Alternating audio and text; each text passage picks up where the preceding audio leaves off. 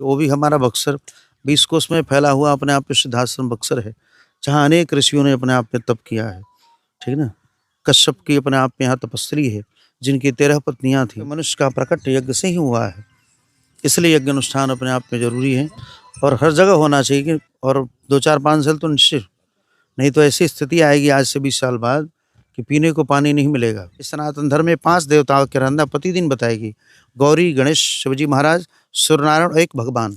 इसकी पाँचों की प्रतिदिन आराधना बताई। यही हमारा सनातन धर्म है, जो हमारा आपको चलने की, बैठने की शिक्षा देती है, ठीक है ना? हमारा व्यवहार कैसा होना चाहिए, हमारा माता के साथ संबंध कैसा होना। तो समय है यज्ञ में, हाँ, 14 मई से शायद कार्यक्रम रखा गया है और 21 मई तक अपने आप पे चलेगा। इसमें अनेक संत महापुरुष भी आने वाले हैं। मिलता है कहीं भी मैं सुनता हूँ तो कि हाँ, यहाँ पर श्री लक्ष्मी नारायण महायज्ञ हो रहा है। विशेषतः मूल में भगवान नारायण ही हैं। आप चंडी यज्ञ करो या रुद्र यज्ञ करो, कोई भी यज्ञ करो, बिना भगवान के नाम का तो कोई यज्ञ होगा नहीं। आप अपने आप को पवित्र भी करेंगे तो पुंडरीकाक्ष भगवान का स्मरण करना ही पड़ेगा। आसन को पवित्र करें विष्णु का स्मरण करना ही बाबा आज आप यहाँ पर पहुँचे हुए हैं, ध्वजारोहण होने वाला है, कौन सा यज्ञ होगा यहाँ? श्री लक्ष्मी नारायण महायज्ञ, क्योंकि यज्ञ बहुत जरूरी है कलयुग में। सतयुग त्रेता द्वापर से यज्ञ होते आ रहे हैं और हमारा भारत तो सुनित्य वैदिक मंत्र से ऋषियों करते थे, जहाँ व्यादवी वेदांत के सिद्धांत कहते थे, जहाँ ये वो हमारा भारतवर्ष है। इसलिए यज्ञ होना चाहिए, क्योंकि यज्ञ होगा तब वृष्टि होगी, वृष्टि होगा, अन्न होगा, तब जाके मनुष्य होंगे, क्योंकि मनुष्य का प्रकट यज्ञ से ही हुआ है। इसलिए यज्ञ अनुष्ठान अपने आप में ज़रूरी है और हर जगह होना चाहिए कि और 2, 4, 5 साल तो निश्चित, नहीं तो ऐसी स्थिति आएगी आज से 20 साल बाद कि पीने को पानी नहीं मिलेगा, ठीक है ना? पानी का लेयर नीचे चला जाएगा। तो यज्ञ होगा तो वृष्टि होगी, वृष्टि होगा तो अन्न होगा, अन्न होगा तब मनुष्य होंगे। हमारा आपका प्रकट यज्ञ से ही हुआ है, इसलिए यज्ञ अनुष्ठान जरूरी है। वो भी हमारा बक्सर 20 कोस में फैला हुआ अपने आप में सिद्धाश्रम बक्सर है, जहाँ अनेक ऋषियों ने अपने आप में तप किया है, ठीक है ना? कश्यप की अपने आप में यहाँ तपस्वी है, जिनकी 13 पत्नियाँ थीं। तिथि अदिति धनु काष्ठाइला भद्रु चक्षुविन्य था आदि। दिति से दैत्य, अदित्य से देवता, धनुष दानव, कद्रु से काले नाग, विनीता के पक्षी, इला के वृक्ष, यानी सबकी अपने आप में जन्म स्थान देखा जाए तो हमारा बक्सर ही है।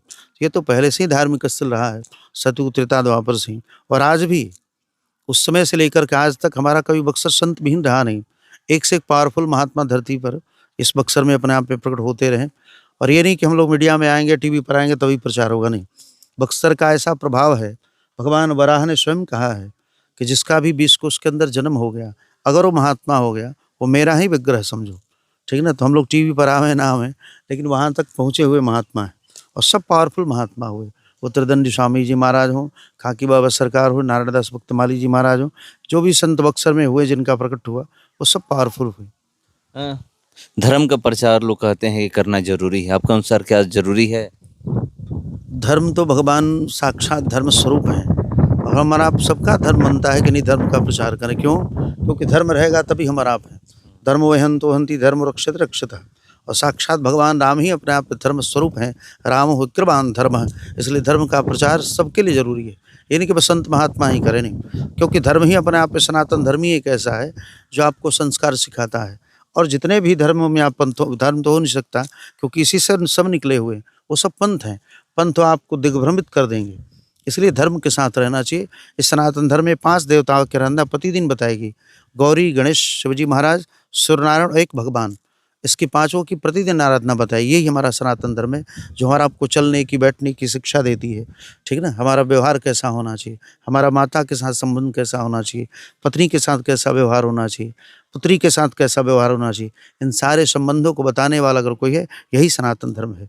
एक चीज बताइएगा कि जो आप कह रहे हैं कि श्री लक्ष्मी नारायण महायज्ञ यहाँ पर होने वाला है, मैं देखता हूँ अधिकतर यही यज्ञ होता है, क्यों? नहीं नहीं, ऐसी बात नहीं। सब चंडी यज्ञ, चंडी यज्ञ, रुद्र यज्ञ, ज्यादातर यही यज्ञ देखने को मिलता है। कहीं भी मैं सुनता हूँ तो कि हाँ, यहाँ पर श्री लक्ष्मी नारायण महायज्ञ हो रहा है। विशेषतः मूल में भगवान नारायण ही हैं। आप चंडी यज्ञ करो या रुद्र यज्ञ करो, कोई भी यज्ञ करो, बिना भगवान के नाम का तो कोई यज्ञ होगा नहीं। आप अपने आप को पवित्र भी करेंगे तो पुंडरीकाक्ष भगवान का स्मरण करना ही पड़ेगा। आसन को पवित्र करें विष्णु का स्मरण करना ही पड़ेगा। आप आचमन करें ओम केशवाय नमः, नारायण माधवाय नमः, तो भगवान का ही नाम लेना पड़ेगा। तो मूल में तो श्रीमन नारायण ही है। इसलिए आरभ शस्त्राणी विचार च पुनः पुनः तदमेकम निष्पन्नो देव नाश सदा। अंत में यही निचोड़ निकाला गया, नारायण ही श्रेष्ठ है। आप सब जितना भी पूजा पाठ करो, रुचीनाम वैचित्राम ऋजिकुटिल नाना पथुषाम नृणामो एको गम्य। अंत में एक ही गम्य है श्रीमन नारायण। आप किसी की पूजा करो सब घूम फिर करके वहीं जाएगा।